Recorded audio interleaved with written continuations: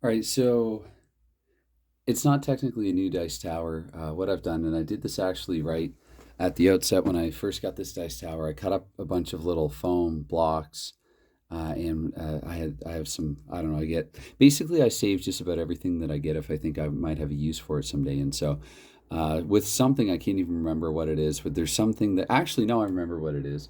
It's some of the business card books that I get, those holders, those binders that hold them, they come with these foam inserts, and so I've cut those up into smaller blocks, and I have them here in the dice tower. I've lined the dice tower, and I did this when I first got the dice tower, and then I took them out because I actually like dice tower noise. When I'm listening to other people's videos and I hear the rattle and clank of the dice tower, I actually like it. To me, it sounds almost more like peaceful tabletop bowling or something, and to me, it adds to the gaming atmosphere. I really like it for what it is. But I realize that's an opinion that's not shared by, probably not by most anyway. So, um, I, I have become aware, and I've seen a couple of comments, not actually directed at me, but I can see that if some people think that some other people's dice towers are loud and annoying and whatnot, I'm pretty sure that my dice tower is the loudest one in the community.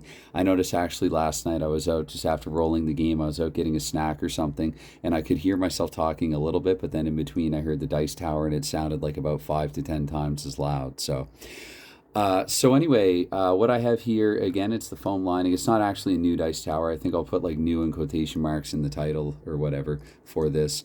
And so it is the, sorry to false advertise, but it is, I can't think of a better title. And it is the same old dice tray, the same old tower. The dice, however, are a little different. So these are a little smaller. I got these in some dollar store party dice, and so they're a little I don't know what the word is for it, but they're transparent. There it is. That's the word. I think I called them see-through in another video that I didn't. Did I upload it? Anyway, it doesn't matter. And then these are the old Stratomatic hockey game dice. Yes, I finally found a use for some of my Stratomatic components for like the first time in decades. Again, I hang on to everything. Um, so how does that sound? Does it sound a fair bit lighter? And furthermore, is this going to be able to roll? I guess, will there be enough variance in the rolls to justify my use of this? And I could also put, there's a stopper that I have right here, but I actually like it when they're able to roam freely around the tray. It's, to me, it's a little more dramatic. It's a little more exciting. I think it even increases the range of possibilities. I'm not sure, though. I can't prove or verify that in any way. But here we have a 6-11-6. This would be like a terrible shot in a game of hockey bones. Um, let's give it another go here, see what we get. So there, that's quite a polar opposite roll there with the 164. There's a little bit of death right there. So 164, we get what's this here? 393. So kind of happy medium there, right in the middle. You'll do about a dozen rolls or so here. Here we get a 193. So again, I mean the three has repeated, but that's going to happen. Whoops, it's going to happen sometimes. There's a 1 in 6 chance that you'll have dice rolls repeat, and there, that is stuck in the tower. So that's actually the first time that's happened with the D6 party dice, which means that maybe every so often what I have to do is just make small adjustments. And there's actually different ways I can reach up inside this tower here and sort of shuffle the foam, slide the foam blocks back. But what did this end up being anyway? 4-2-1. Again, I'm reading it as I would read it in a game of hockey bones. So, whoops. The blue didn't even go through. That was terrible. So that's a what? 10-3. That's going to be a 6-10-3. Normally, though, if I don't drop them through all at once, I disqualify it. That is a 1-8-2. Followed by a 1-9-2. So that one was pretty similar. Let's see. This time, though, we get a 5-5-3, right? Quite different. Let's just do a few more here, somewhat uninterrupted there. That's a 4-7-4. Again, I think different enough. And of course, I can always give them a little shake before I put them through. That was a 6-8-5. So they're climbing back up now. And again, so I guess what I'm looking for here, I'm seeking other people's, and I feel bad doing that, asking for time, much less even time in comments, but like just, anybody's point out to before I go ahead and roll game two. I guess a couple of questions, so two questions I would have is, one, is this a significant improvement on the sound? Because honestly, if it's not, I'm just going to take the foam back out of it and just go with the clanky plastic. As I said actually in a video that I uploaded unlisted, I have looked locally. I've talked about international mail before and how, for whatever reason, my address is just highly unfriendly for international mail. So I'm not going to chance it. I'm not going to try to order a dice tower overseas. I've looked locally, both offline and online. I can't find anything satisfactory in the wooden tower realm. So this one here is plastic, and it was cheap enough that I bought it because I thought at the price that it's at, even if I absolutely hate it, which I don't, I won't regret it too much because, again, the cost was minimal, almost negligible. So it was like, I don't know, it would work out to the equivalent of like $12 or something like that. I can't remember actually. Not that much.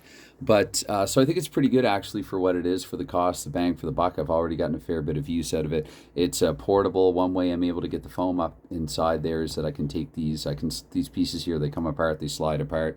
And so also if I wanted to travel with it, I could fold it up into like next to nothing and be able to like take it apart and then just put the pieces together with an elastic, hold them together or something like that, and it'd be very lightweight, about the size of a, I don't know, something that's really small, maybe about the size of this here brush, but not even quite as well. Yeah, not even quite as thick as that.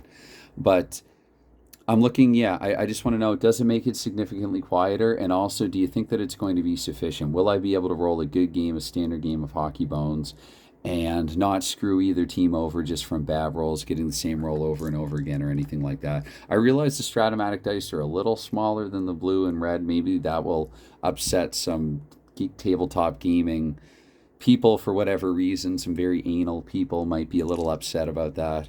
But I think, I mean, what's this now? This is a 591, and right here you have a 6, and sometimes I have to slide them out. I'll be careful about doing so. You have like a 685 there, and normally anyway I'd be reaching this side. So this is a 283. This is a 274. And so what does that work out to be? A 281. So now suddenly we're getting a few similar ones. Although, I mean, 8, that's about middle of the pack, and I don't think it's been the same 8. So there we go. 2 rolls and about, what's this, about 20 or 30. So that there's a 651. I think if I can just tap it out of the tower, though, I'm fine with that. That's 2 in a row. So again, what I might have to do here, actually I see why it's not going through there. I have to slide that foam block back.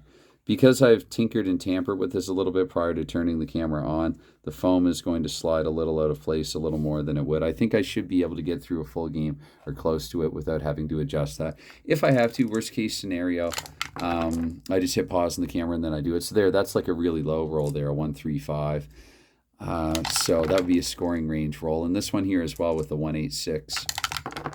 So again, there you have a 210-5. So I don't know. I think it's going to be varied enough, but again, please feel free to chime in if you see there being any issues with this, especially if you're a GM.